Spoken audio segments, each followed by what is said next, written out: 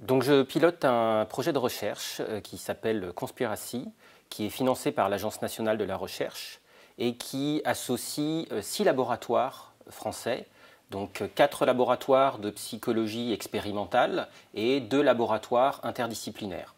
C'est un projet de recherche de manière générale interdisciplinaire avec de la psychologie sociale, de la psychologie cognitive, mais également de la sociologie, des mathématiques. Ce projet de recherche s'inscrit dans l'un des défis de l'Agence nationale de la recherche qui s'appelle « Sécurité de l'Europe et de ses citoyens ».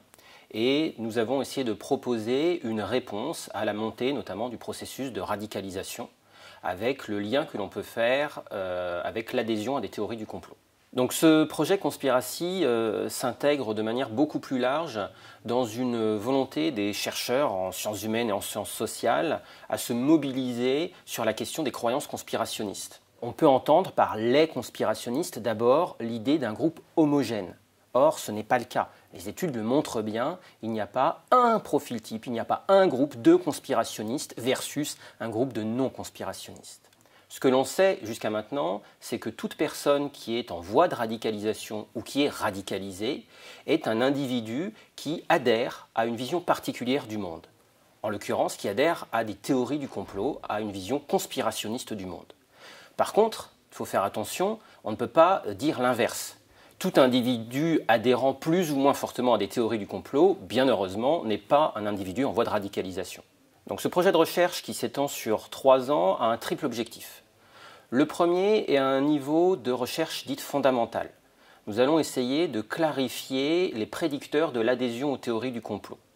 Le deuxième objectif de notre projet de recherche est d'évaluer les tentatives qui existent à l'heure actuelle, notamment dans le monde de l'enseignement, pour lutter contre les théories du complot.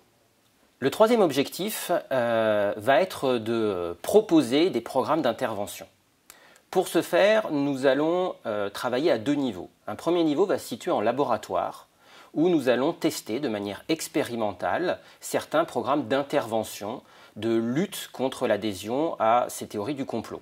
Et puis la deuxième étape va être de travailler directement en milieu naturel. Donc là, nous allons, grâce à l'éducation nationale, pouvoir essayer de tester in vivo auprès de collégiens, ça va être surtout notre cœur de cible, l'utilité de ces programmes d'intervention. Mais on voit que l'adhésion aux théories du complot a des conséquences beaucoup plus importantes en termes de santé. Pensons à la vaccination, en termes d'environnement, en termes d'engagement politique, citoyen, de radicalisation, de terrorisme.